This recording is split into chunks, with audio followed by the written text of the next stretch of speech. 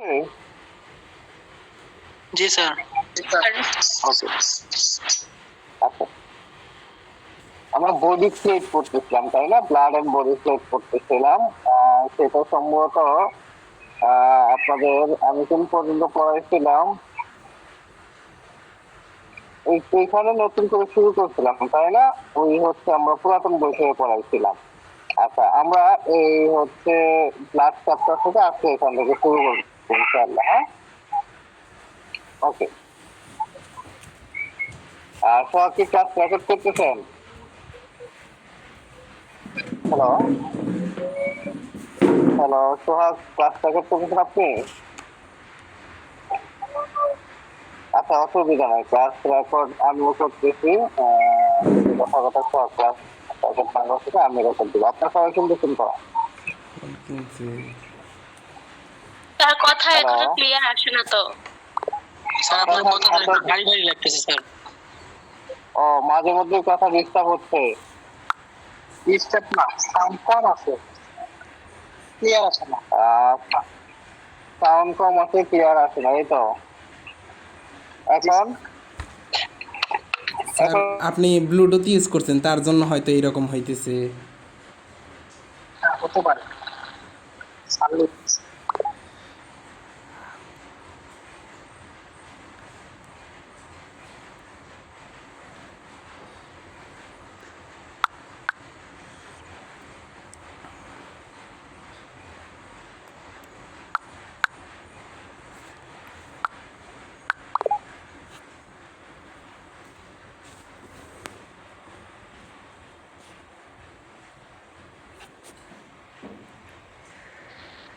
হ্যাঁ, এখন আপনারা শুনতেছেন?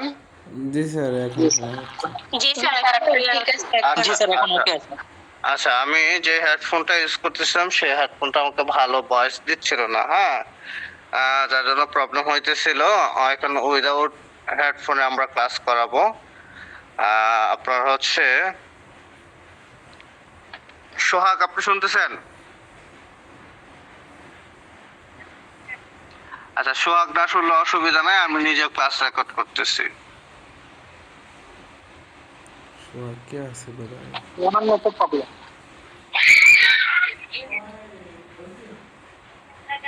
ওকে, অডিও।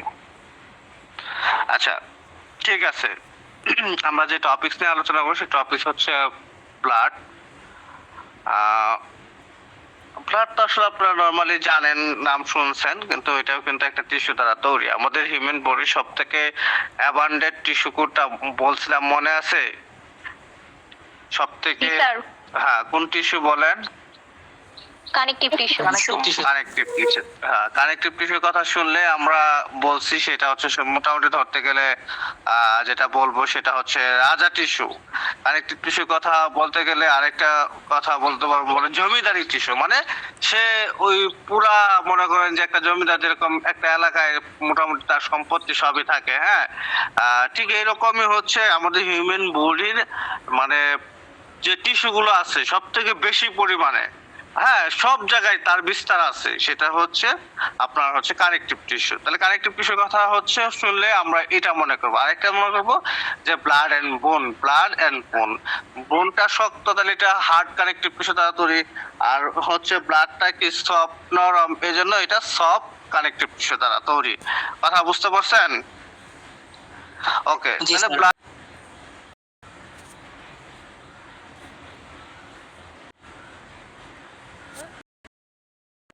বুঝলাম যে স্পেশালাইজ কানেকটিভ টিস্যু, এবং ব্লাড তৈরি হয় তার হচ্ছে যে সেল আছে, সেল দেয়া, আর তার মধ্যে লিকুইড আরেকটা পার্ট আছে যার নাম হচ্ছে প্লাজমা। যার নাম হচ্ছে প্লাজমা। মনে করেন যে আপনার ধরুন হচ্ছে একটা চায়ের মধ্যে আপনি ধরুন হচ্ছে যে রং দিলেন, মানে চা পাতি দিলেন, এই জন্য রং হইলো।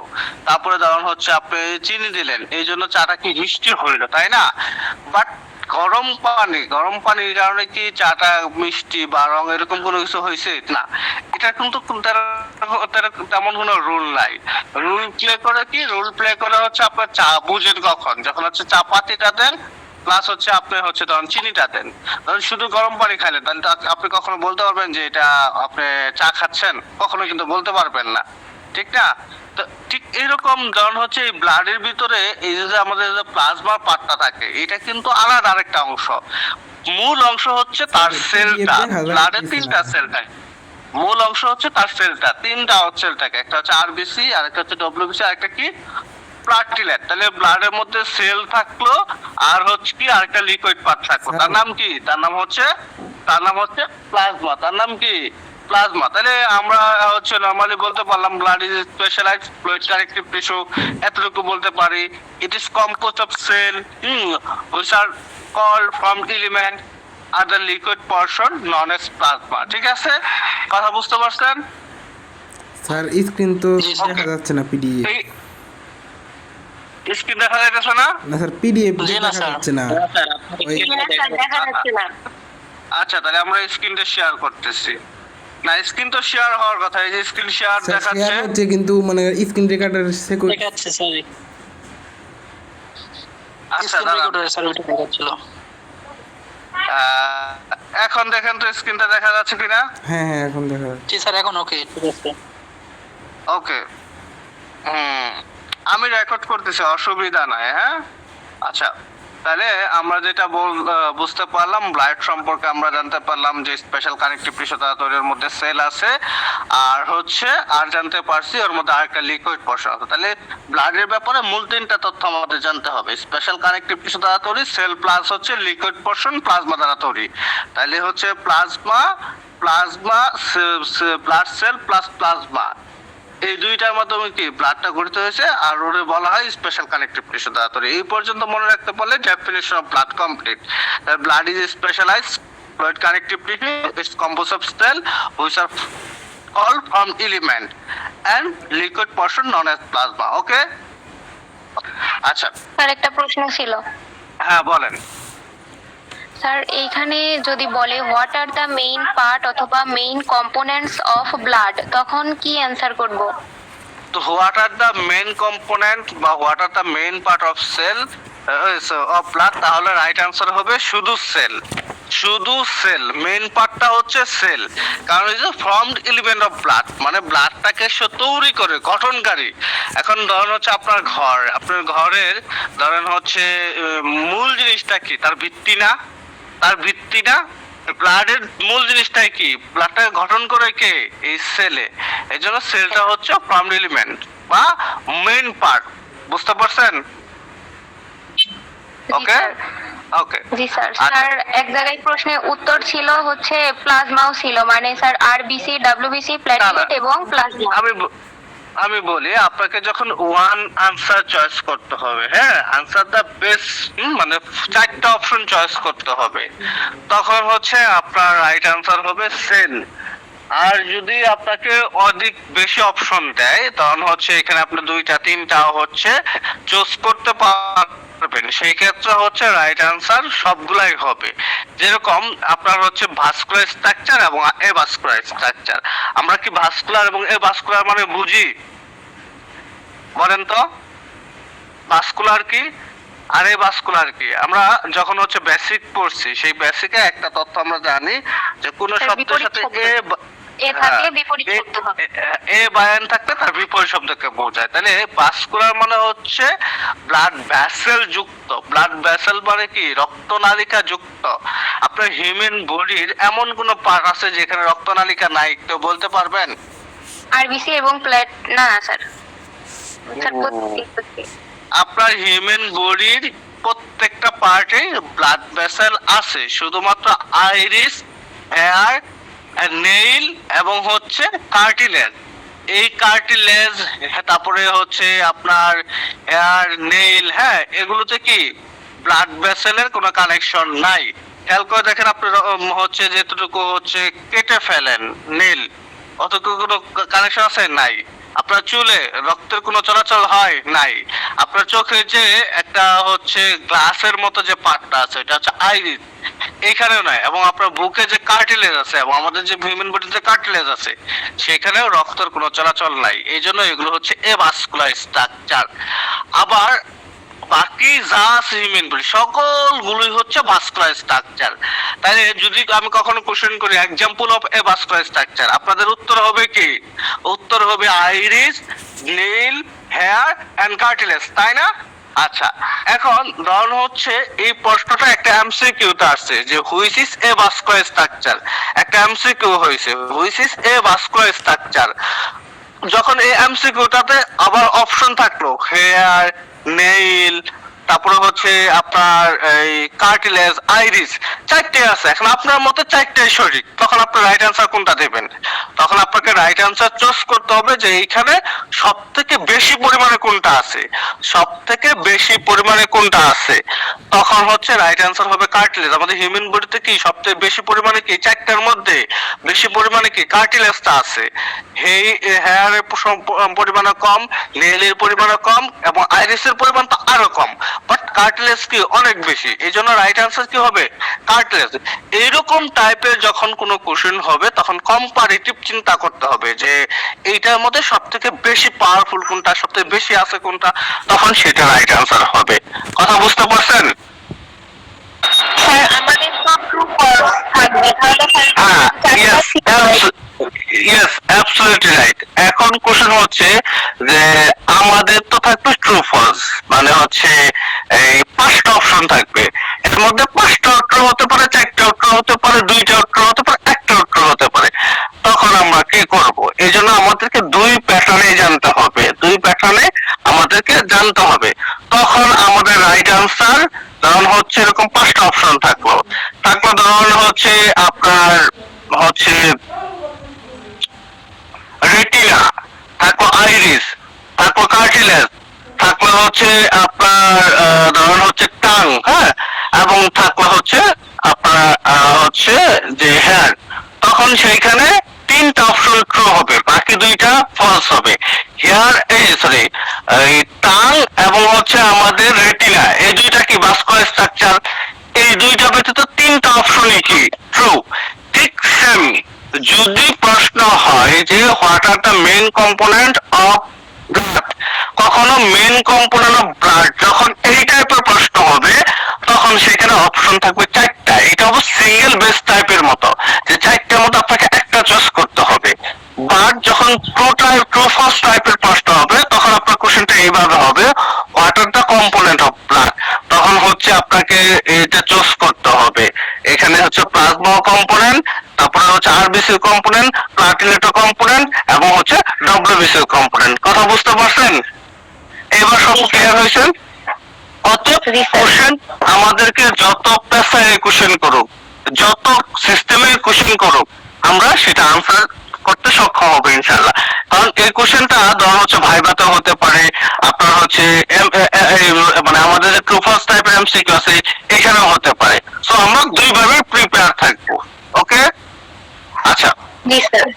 আচ্ছা, তাহলে আমরা স্যার তার মানে মেইন পার্ট যখন উল্লেখ করবে তখনই আমরা সেলের উপাদানগুলো দিয়ে দিব, আর যখন মেইন থাকবে না, উল্লেখ থাকবে না, তখন আমরা সবগুলোই দিতে পারবো।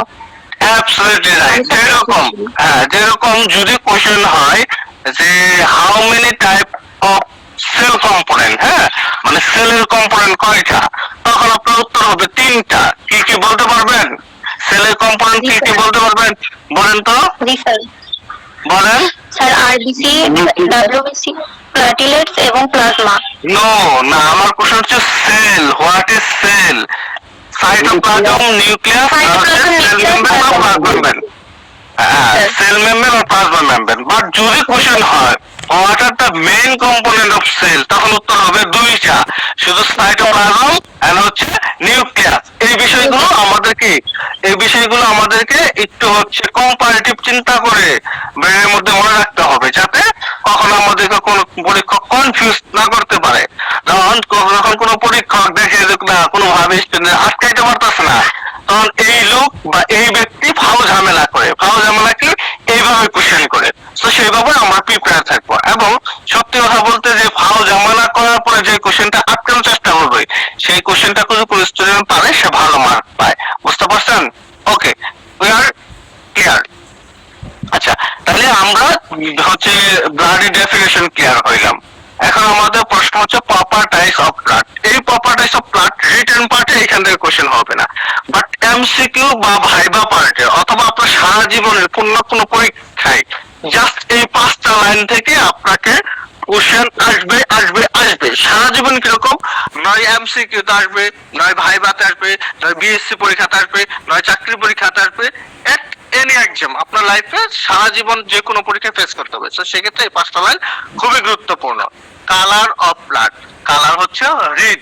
নর্মালি খুবই easy question but important question, কারণ আপনি জন্মের পর থেকে দেন যে রক্ত কাটতে গেলে লাল হয়, এজন্য আপনি জানেন। তবে গুরুত্বপূর্ণ প্রশ্ন হচ্ছে যে রক্ত রং কেন লাল হয়? Due to haemoglobin. অতএব হিমোগ্লোবিন থাকার কারণে রক্তের রং লাল হয়, খুবই গুরুত্বপূর্ণ একটা এমসিকিউ। তারপরে হচ্ছে ভলিউম অফ ব্লাড, খুবই গুরুত্বপূর্ণ একটা প্রশ্ন, 5 লিটার। যদি প্রশ্ন হয় যে এরকম যে আপনার ট্রু ফলস টাইপের যে রক্তের পরিমাণ কত, যে 5 থেকে 6 litre, 5 litre, 6 litre, 4 litre, 7 litre, 5টা অপশন দিল ট্রু ফলস টাইপের, তখন 2টা অপশন ট্রু, একটা হচ্ছে 5 থেকে 6 লিটার আর একটা হচ্ছে 5 লিটার। বাট যদি এরকম কোশ্চেন হয় শুধুমাত্র একটা চুজ করতে হবে, সিঙ্গেল বেস টাইপের কোশ্চেন, হ্যাঁ, যে 4টা অপশন থাকলো 4, 5, 6, 7, তখন রাইট অ্যান্সার হবে 5 লিটার। কথা ক্লিয়ার? অতএব আমাদের হিউম্যান বডিতে রক্তের পরিমাণ হচ্ছে 5 লিটার এবং ঠিক এই কারণে আমাদের কার্ডিয়াক আউটপুট হচ্ছে 5 লিটার।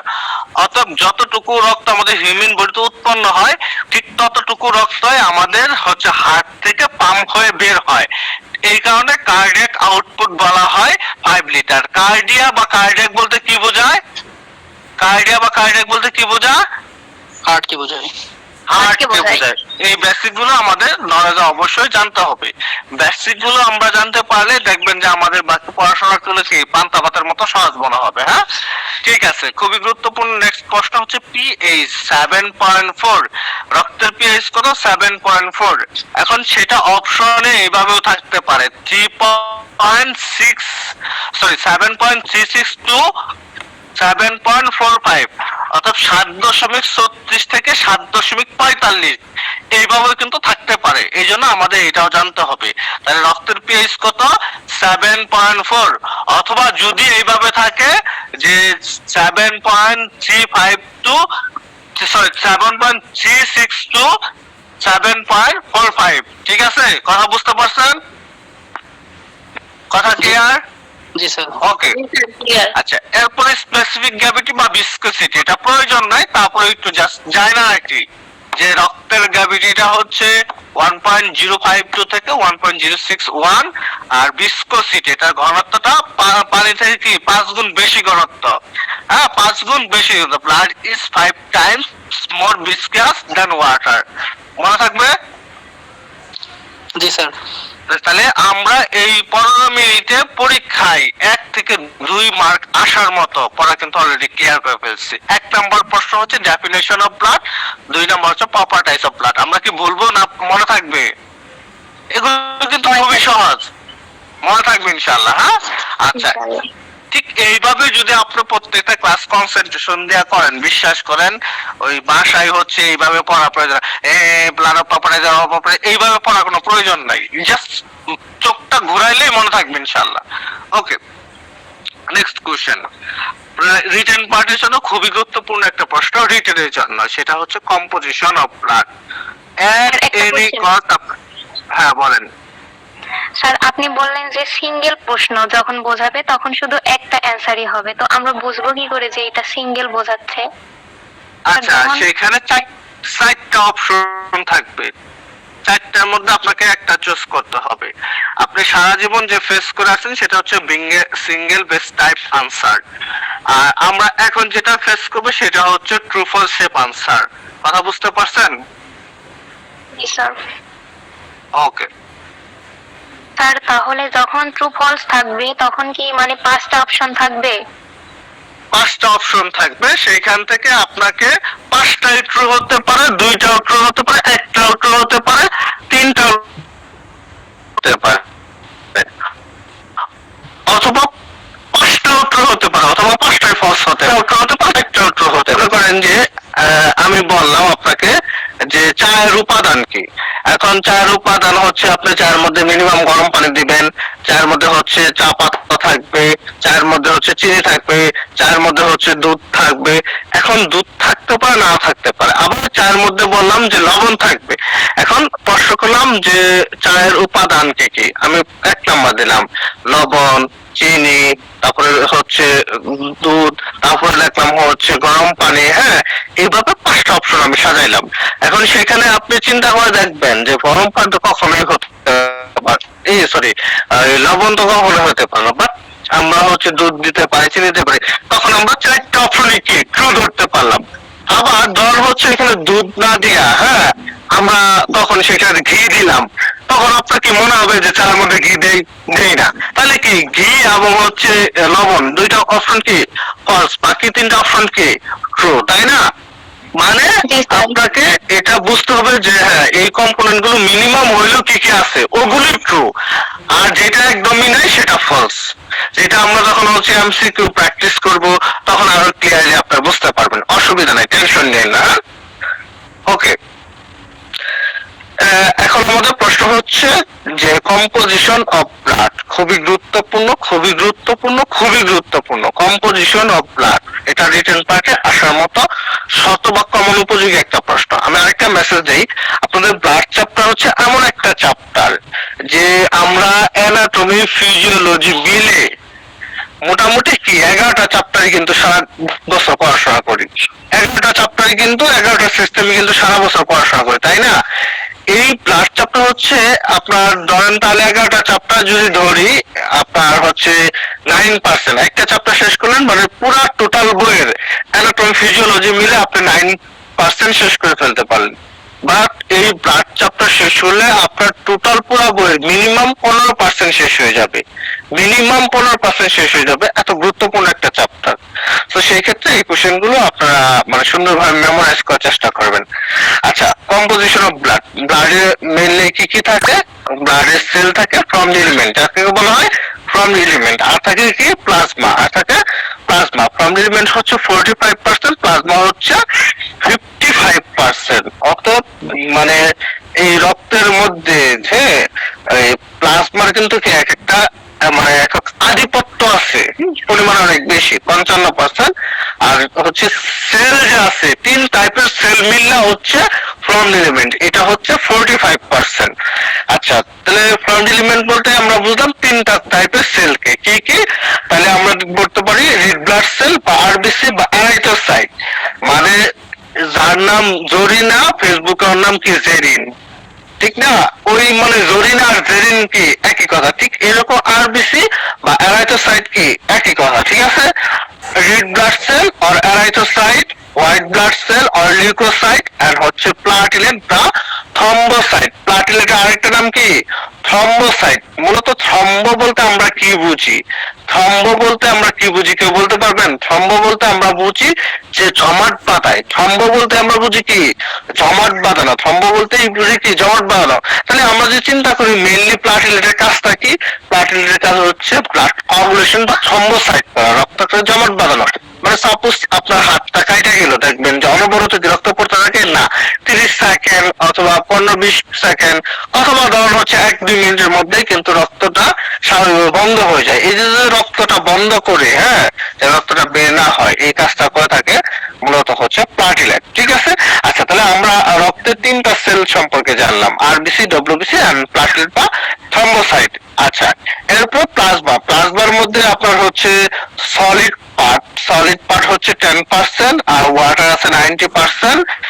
কোথাও আবার লেখা আছে সলিড পার্ট 70%, ওয়াটার 93%। এটা বই ভেদে একটু কম বেশি হতে পারে, বাট এটা কোনো অসুবিধা নাই। আর সাথে কিছু অক্সিজেন থাকে, মানে গ্যাসিয়াস সাপোর্টিং সাবস্টেন্স থাকে, যেরকম অক্সিজেন, কার্বন ডাইঅক্সাইড, নাইট্রোজেন, এই জিনিসগুলো কি হচ্ছে রক্তের মধ্যে থাকে, তাই না? আচ্ছা, সলিড 10% এর মধ্যে কিছু অর্গানিক মানে জৈব আর কিছু হচ্ছে ইনঅর্গানিক, কিছু অজৈব। আচ্ছা, অর্গানিকের মধ্যে কিরকম কি আমরা খেয়াল করে দেখি রক্তের মধ্যে, হ্যাঁ, এই যে খেয়াল করে দেখবেন যখন হচ্ছে আমাদের হরমোন টেস্ট করা হয়, হ্যাঁ, অথবা আমাদের পরিমাণ মানে বডিতে হচ্ছে কি পরিমাণ হচ্ছে পটাশিয়াম আছে, সোডিয়াম আছে, খেয়াল করে দেখবেন যে আপনি ধরুন হচ্ছে হরমোন রিলেটেড কোনো প্রবলেম নিয়ে গেছেন, ডাক্তার হরমোনের টেস্ট দিছে, T4 TSS যেটা মনে করেন যে হরমোন টেস্ট দিছে, ওই টেস্ট করার জন্য আপনার কাছে কি নিতেছে, রক্ত নিতেছে। তার মানে কি 100% ওই রক্তের মধ্যেই তো হরমোনটা থাকে, থাকে না? আবার দেখবেন যে যদি কারো ডেঙ্গু হয় বা টাইফয়েড জ্বর হয়, ডাক্তার দেখবেন সিবিসি টেস্ট দিতেছে। ওই সিবিসির মধ্যে একটা জিনিস দেখে যে তার বডিতে হ্যাঁ মানে কি পরিমাণ ইলেকট্রোলাইট আছে, কি পরিমাণ পটাশিয়াম আছে, কি পরিমাণ সোডিয়াম আছে, কি পরিমাণ ক্যালসিয়াম আছে, হ্যাঁ কি পরিমাণ ইউরিক অ্যাসিড আছে। তখন আপনার হচ্ছে মানে গাঁট বাত ব্যথা বা গাঁটের ব্যথা আছে, এটা দিয়ে গেছেন ডাক্তার দেখবেন যে টেস্ট দিচ্ছে, ওই টেস্ট করার জন্য দেখবেন আপনার বডি থেকে রক্ত নিতেছে। তার মানে কি ওই রক্তের মধ্যে ইউরিক অ্যাসিড, রক্তের মধ্যে অ্যামাইনো অ্যাসিড, রক্তের মধ্যে অ্যালবুমিন, রক্তের মধ্যে হরমোন, রক্তের মধ্যে ভিটামিন, রক্তের মধ্যে গ্লুকোজ, এই জিনিসগুলো 100% থাকে। সহজেই তো বুঝতে পারেন, বুঝতে পারেন না? জাস্ট এইভাবে চিন্তা করেন, আপনার যত মোটামুটি টেস্ট দেয় সব রক্ত নেওয়া করে, তার মানে কি ওই জিনিসগুলো 100% কি রক্তের মধ্যেই থাকে, 100% কি রক্তের মধ্যে থাকে। তার মানে কি এগুলো রক্তের উপাদান, এটা তো আমরা সহজে বুঝতে পারছি। এগুলো হচ্ছে রক্তের অর্গানিক উপাদান, প্রোটিন, নিউট্রিয়েন্ট, হ্যাঁ তারপর নন প্রোটিন নাইট্রোজেনাস সাবস্টেন্স গুলো, এবং হচ্ছে আদার্স যে জিনিসগুলো আছে, যে মেটাবলিক এনজাইম, অ্যান্টিবডিজ, হ্যাঁ কম্পোনেন্ট, হরমোন, এই জিনিসগুলো কি রক্তের ইনঅর্গানিক সাবস্টেন্স। কথা কি বুঝতে পারছেন? So organic substance, okay. আচ্ছা ইনঅর্গানিক কি? ইনঅর্গানিক হচ্ছে ওই যে sodium, potassium, calcium, magnesium, chlorine, এই জিনিসগুলো হচ্ছে ইনঅর্গানিক সাবস্টেন্স। তাহলে আমরা হচ্ছে solid part 10%, solid 10%, organic and inorganic. Organic এর মধ্যে কি কি আছে? Protein, nutrient, non protein nitrogenous substance, and হচ্ছে আদার্স এর মধ্যে অ্যান্টিবডিজ, কমপ্লিমেন্ট, হরমোন। এগুলো প্রোটিনের ধরন হচ্ছে আপনি দুইটা এক্সাম্পল দিলেন, গ্লোবিন, ফিব্রিলিন, হ্যাঁ নিউট্রিয়েন্টের দুইটা এক্সাম্পল দিলেন, ফ্যাটি অ্যাসিড, গ্লিসারল, হ্যাঁ কোলেস্টেরল, ভিটামিন। তারপর হচ্ছে নন প্রোটিনের দুইটা এক্সাম্পল দিলেন, ইউরিয়া, ইউরিক অ্যাসিড, ক্রিয়েটিন। তারপরে হচ্ছে আদার্স এর দুইটা এক্সাম্পল দিলেন, অ্যান্টিবডিজ, হরমোন, এই কথাগুলো মনে থাকবে।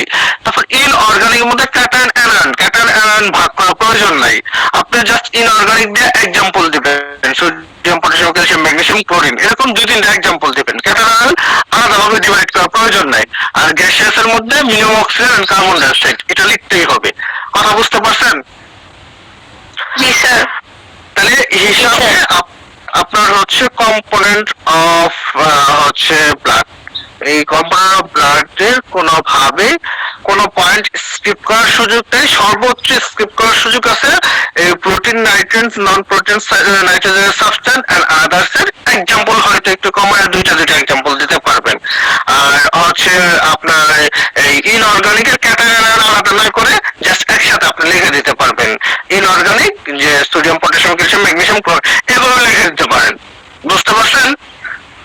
আচ্ছা স্যার, এই যে এইখানে আপনি ধরেন যে হোয়াইট ব্লাড সেলের নিচে স্যার যেগুলো আছে, আচ্ছা এগুলো স্যার হোয়াইট বাদ দিবেন? ব্লাড সেলের নিচে যেগুলো আছে, নিউট্রোফিল, সাইনোফিল, ব্যাসোফিল, ল্যাম্পোসাইট, মনোসাইট, হ্যাঁ এগুলো হচ্ছে গ্রানুলোসাইট, এগোনোসাইট। কিছু কিছু হোয়াইট ব্লাড সেল আছে দানাদার, কিছু কিছু আছে অদানাদার।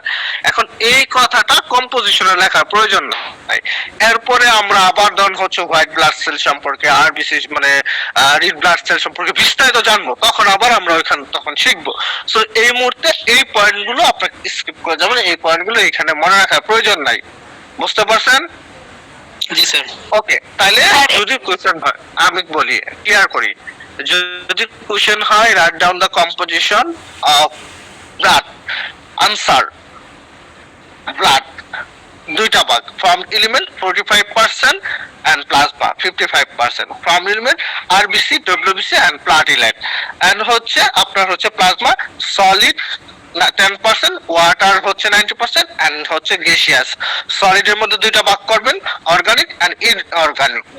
অর্গানিকের মধ্যে লাগবে নিউট্রিয়েন্ট, হ্যাঁ তারপর নন প্রোটিন নাইট্রোজেনাস সাবস্টেন্স, আদার, হ্যাঁ আর হচ্ছে প্রোটিন, অ্যালবুমিন গুলো লিখবেন। লেখা ওটা এক্সাম্পল গুলো দিবেন। ইনঅর্গানিক লেখা just example, sodium, potassium, calcium, phosphate, example গুলো দিলেন। আর গ্যাসিয়াস লেখা just example, oxygen, carbon dioxide and হচ্ছে নাইট্রোজেন। এই পর্যন্ত আলাপ, এর বেশি কোনো আলাপ নেই এখানে। হ্যাঁ এবার বলেন। স্যার কম্পোজিশন তো অনেক বড়, খাতায় কি আসবে পরীক্ষার খাতায়? হ্যাঁ পরীক্ষায় আটবে। এটা আটানোর জন্য আপনি কি করবেন, এই খাতাটাকে মানে হচ্ছে তখন হচ্ছে ঘুরায়া এইভাবে নিবেন যেন ওই পাশেও লিখতে পারেন, মানে খাড়া করে লেখার প্রয়োজন না, পাশ করে ফেলবেন খাতাটাকে, বুঝতে পারছেন? অবশ্যই আসবে, অবশ্যই আসবে। হ্যাঁ, এক্সামিনার বুঝবে, এক্সামিনার ওইভাবে মার্ক দিবে, কোনো অসুবিধা নাই। কারণ একটা ব্যাপার হচ্ছে সবারও যে মানে সবার যেই গতি, আপনারা তো সেই গতি, এটা তো কেউ নাই যে মনে করেন যে এইভাবে লিখাই করে ফেলতে পারবে। এটা তো স্বাভাবিক, কোশ্চেনটা এরকম, এটা বড় কোশ্চেন, এইভাবে লিখতে হবে, বুঝতে পারছেন? তো সেই ক্ষেত্রে এই কোশ্চেনটা যখন লিখবেন একটু ছোট ছোট করে খাতা লিখবেন এবং খাতাটা ঘুরায় রাখবেন, দেখবেন যে এক পেজের মধ্যে মানে ধরে গেছে। যদি কথাটা এক পেজের মধ্যে ধরে না গেলে পিটিও লেখা সুন্দর করে পিছের পৃষ্ঠায় লিখবেন, কোনো অসুবিধা নাই। ছোট করে লিখলে স্যার ধরবে? হ্যাঁ, ছোট করে লিখলে ধরবে, কারণ দেখছি তো আমার স্টুডেন্ট তো লিখছে, পরীক্ষা দিচ্ছে, সবাই লিখতে পারছে, আপনারাও পারবেন, অসুবিধা নাই। আচ্ছা স্যার, হ্যাঁ বলেন। স্যার পুরোটা একটু বলেন কি পড়াইছেন, আমি পরে জানা হয়েছে তো একটু নেটের সমস্যা ছিল। আপনার রেকর্ড আছে, অসুবিধা নাই, আমি আবার যখন রিভিউ করব তখন শুনে নেবেন। হ্যাঁ, আমরা ফাংশন অফ ব্লাডে ফিরে যাই। আচ্ছা, ফাংশন অফ ব্লাড, এই যে রক্তের যদি চিন্তা করি, হ্যাঁ খেয়াল করে দেখেন তো যে রক্তের ইনফেকশন হয়, একটা জিনিস চিন্তা করি। হ্যাঁ, তারপরে আবার আমরা খেয়াল করে দেখি যে রক্ত সারা দেহে ছড়াই পড়ে টিস্যু গুলাকে সতেজ রাখে, মানে অ্যাজ ইউজুয়াল যে আপনি জানেন না ফাংশন অফ ব্লাড, আপনি জানেন না, বাট আপনি মিনিমাম চিন্তা করতে পারবেন যে রক্ত না থাকলে কি হবো, রক্ত না থাকলে কি একটা মানুষ বাঁচবে? বাঁচবে না।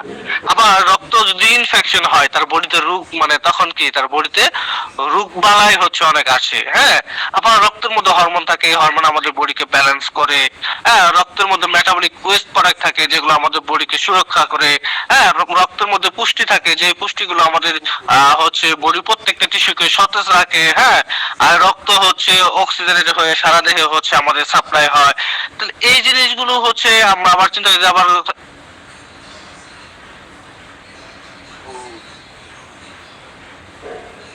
একটু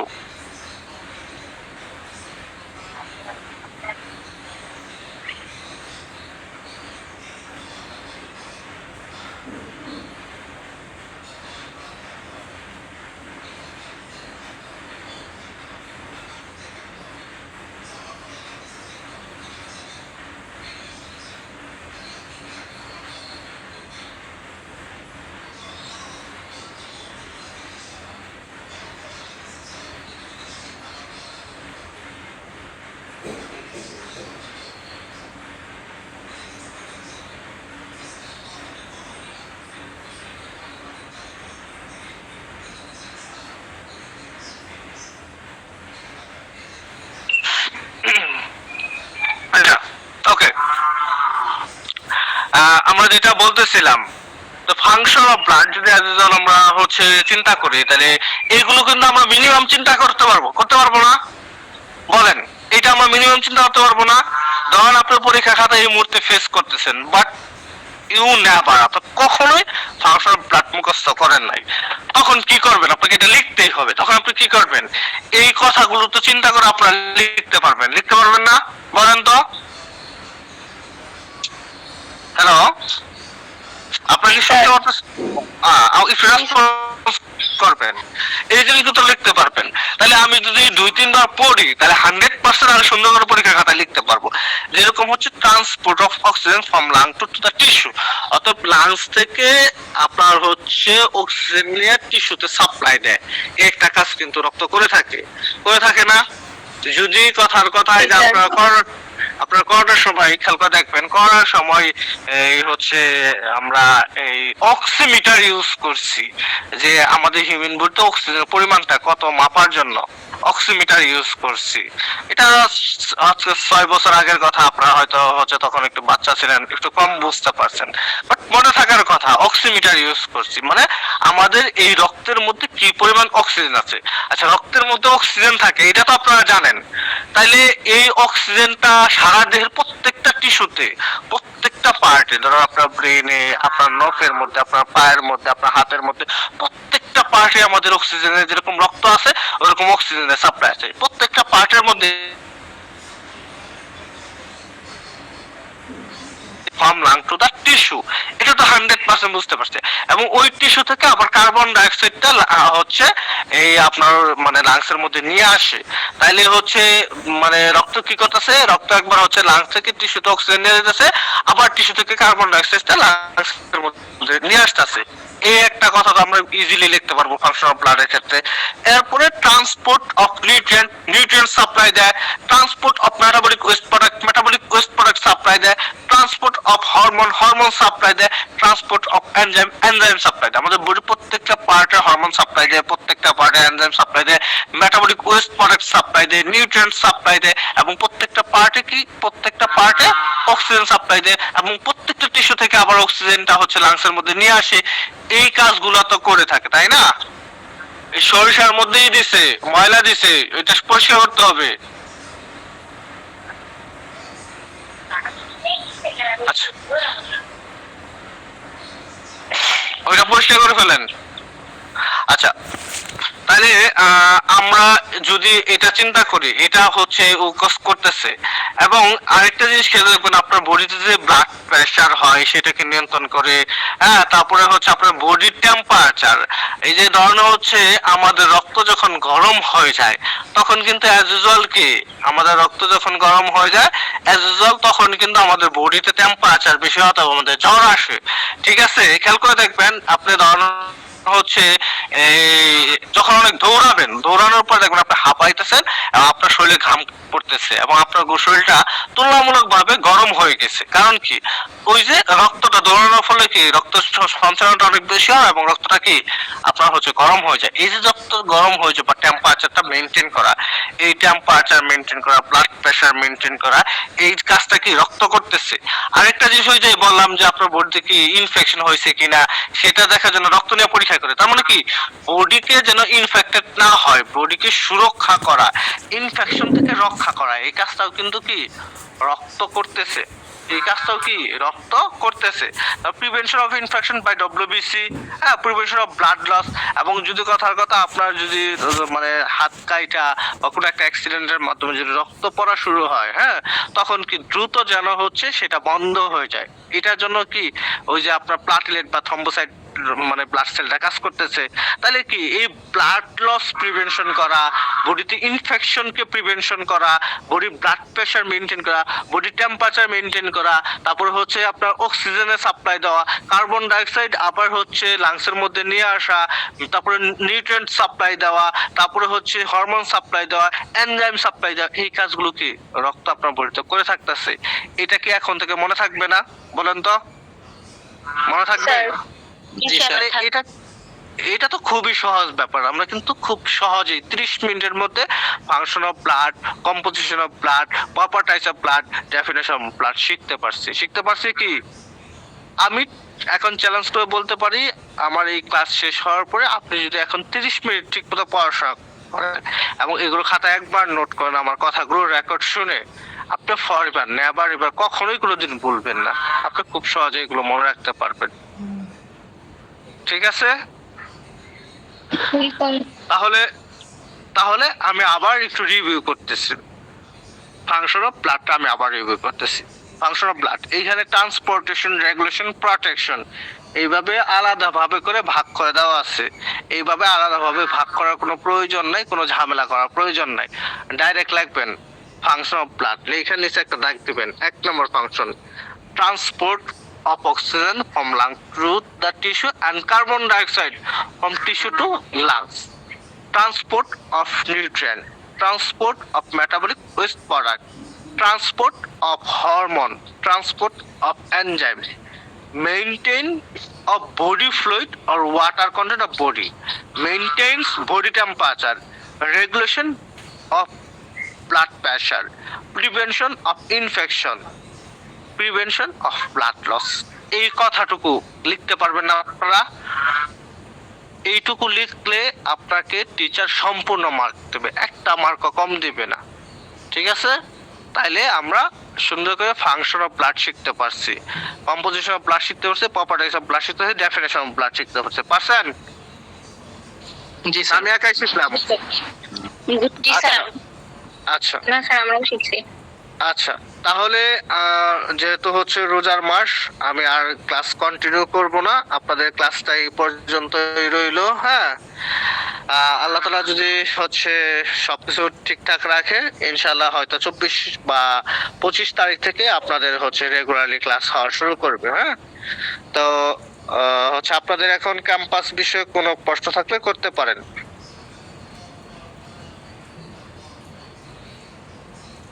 কোনো কোশ্চেন আছে? স্যার ক্যাম্পাস তো 12 তারিখ থেকে শুরু হবে তাই না ক্লাস? ক্যাম্পাস 12 তারিখ থেকে ক্লাস শুরু হবে। আপনারা সবাই হচ্ছে 8-9 তারিখ বা 10 তারিখের মধ্যে ক্যাম্পাসে চলে যাওয়ার চেষ্টা করবেন। এতে ভালো সিট বা হচ্ছে সাময়িক কোনো অসুবিধা থাকলে সেটা যেন আপনারা সমাধান করতে পারেন, এবং ঠিকঠাক 12 তারিখ থেকে যেন আপনারা ক্লাস করতে পারেন। এই জন্য হচ্ছে সবাই একটু দ্রুত চলে যাওয়ার চেষ্টা করবেন।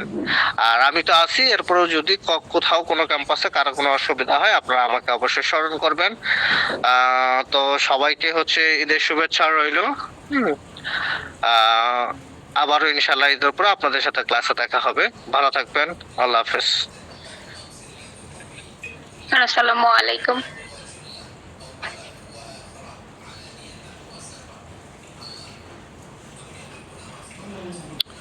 আসসালামু আলাইকুম সজীব ভাইয়া।